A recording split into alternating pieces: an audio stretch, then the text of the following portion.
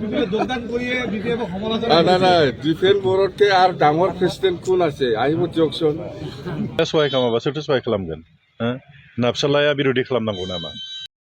मांगोनां defence बर' सार एबसुनिफ्राय resign होनानै election गेलेनो बा इउपिपिएल दिल्लीयाव बिथाङा जयेन जाबाय आरो राजखान्थि फोथाराव फैनानै इलेक्सन गेलेनो थाखाय बिथाङा थियारि थिग बेखौ लानानै मांगोनां हाग्रामा महिलारि सार मा फोरमायखो आरो मा बुंनो थांगासिनो दं आरो बेजोंनो लोगोसे फैबाय थानाय इलेक्सन जोंहा जिहेतु इलेक्सना 9 एप्रिलाव जानो थांगासिनो दं बेखौ नोजोर बोनानै आरो बेजों लोगोसे रेहन दैमारि साराबो गोबां खोथा आरो बेराफारसेथिं इउपिपिएलनि थाखाय मोनसे खहा जे मांगोनां चन्द्रन ब्रह्म सार इउपिपिएल दिल्लीनिफ्राय बिथाङा रिजाइनेसन होबाय होननानै जोंनो नैबे खौरां एबा ससियेल मिडियानिफ्राय रिसेन्टलि दासो मोननाय जादों। भिडिअखौ जोबजासिम नायनाला नोंथांमोना मिथिनानै लानो हागोन। दा बेखायनो दिपेन बर'आ फैदोंब्लाबो फैनायनि थाखायथ' वेलकाम खालामदों जों गेलेनो हागोन जेबो गिदिर बाथ्रा नङा।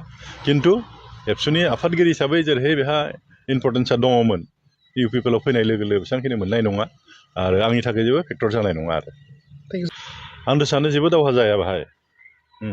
नोंथांमोना रायजो राजाखौ सोंबाबो मिथिगोन ना दुलाराय बर' फरायसा आफादनिसो आफादगिरिमोन ना बियो इउपिपिएलआवथ' मा फेक्टर जानाय बिथाङालाय रायजो राजाफ्रा बिसार खालामगोन बिबेसना खालामगोन सोर उपयुक्त जोंनि रायजो राजाफोरनि थाखाय सोर बांसिन खामानि मावनो हागोन बेथ' आरो उदालगुरि नंबावा बाहायनायबावसो रायजो राजाफ्रा दिनैनि तारिखाव रायजोफ्रा बहुद माने कनसियास जायगायाव सोर थागोन जायगानि थाखाय सोर खामानि मावगोन बेखौ सिन्था खालामो आरो बेबायदि जिफोर बाथ्रा ओंखारदों आंबो खोनादों आसलते बे नङा। बिफाया राजनितियाव ओंखारदों बिफाया इलेक्सन गेलेनो ओंखारो फिसालाया सहाय खालामाबा सोरथो सहाय खालामगोन ना फिसालाया बिरोधि खालामनांगौ नामा? आंनि फिसालाया बैसोआ दाबो जायाखै दासो 29 बोसोर जादों दानो बे समावनो बेखौ राजनितियाव लाबोनायनि आं सिन्था खालामाखै। समा थोनोब्ला आं जेब्ला रिटायारमेन्ट लागोन अब्लानो हयथ' बिथाङा फैगोन बिथांखौ लाबोगोन आङो खिन्थु दा नङा दा जिहेतु आंहा बैसो दंबावो आंनो आरो खननै गेलेनो हाबावगोनथ' मा दानो नांगौ बेखौ लाबोनोलाय दा बेखायनो बिफाया जिहेतु राजनिति खालामदों फिसालाया बिफाजों ओंखारनायाथ' जेबो गोरोन्थि नङाना गोरोन्थि मावदों जानो गोरोन्थि जायाखैना दा बेखायनो गुबुनफ्रा माखौ गिदों आं मिथिस' हाया गिनायनि दरखार गैया।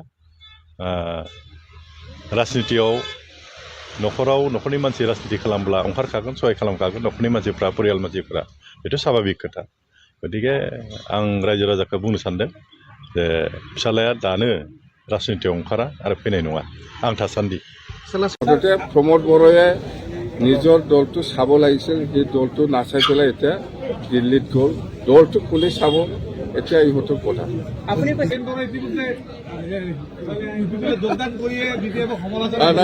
ডিফেন্স বৰ্ডতকে আৰু ডাঙৰ প্ৰেচিডেণ্ট কোন আছে আহিব দিয়কচোন। ডিফেন্স বড়ো আপচুৰ প্ৰেচিডেণ্ট হয় সি বড়ো জাতীয় ছাত্ৰ সন্থাৰ প্ৰেচিডেণ্ট হয়। এতিয়া বড়ো জাতীয় ছাত্ৰ সন্থা হিচাপে ৰিজাইন দিছে ইয়াত নাথাকিম এতিয়া ইলেকশ্যন খেলিব কোনে ভোট দিব ভোট কোনে দিব সি যদি কাম কৰে এই বড়ো সমাজৰ কাৰণেহে কাম কৰিব কোনোবা অসমীয়া কোনোবা বাঙালী কোনোবা মুছলিমৰ কাৰণে কাম কৰিব পাৰিব জানো? সি হ'ল একজন বড়ো জাতীয় ছাত্ৰ সন্থাৰ প্ৰেচিডেণ্ট হয়। সি যদি কাম কৰে বড়ো জাতিৰ কাৰণেহে কাম কৰিব অকল বড়ো জাতিৰ কাৰণেহে। কোন হিন্দী ভাষী কোন বেংগলী কোন মুছলিম কোন গাৰো ৰাভাৰ কাৰণে কেনেকৈ কাম কৰিব? স্যার চন্দন মুর্মু বিপেপত আহিলে ল'ব নেকি? চন্দন মুর্মু যেতিয়া ইউপিপিএলো এনডিএ আছে ইউপিপিএলো খেলিব পাৰে চিট বিচাৰিলে হ'ল ক'ত খেলিব? গোহাইগাঁও সমষ্টিটো এইটো কেন্দ্ৰীয় বিজেপিৰ পৰা হ'ব না বিপিএফৰ ফালৰ পৰা? এইটো বিজেপি হয় না ইউপিপিএল হয় না বিপিএফ হয় না কোনোবা ৰাইজৰ দল হয় না কোনোবা এজিপি হয় সেইটো আমি আজিৰ দিনত ক'ব নোৱাৰিম। স্যার প্ৰমোদ বৰা যে ৰাজ্যসভাৰ এমপি হৈ গ'লে তেওঁৰ দলৰ কি হ'ব কি অৱস্থা হ'ব কি কয়? দলৰ অৱস্থা কি হ'ব নহ'ব মইতো ক'ব নাযাওঁ বা ক'ব নোৱাৰে ইউপিপিএলহে জানিব। ইউপিপিএল দলৰ প্ৰেচিডেণ্ট হয় প্ৰমোদ বড়ো ইউপিপিএলহে জানিব সি এতিয়া ৰাজ্যসভা হৈ গ'ল এমপি হৈ গ'ল এতিয়া দলৰ অৱস্থা কি হ'ব নহ'ব সেইটো ইউপিপিএলহে ক'ব।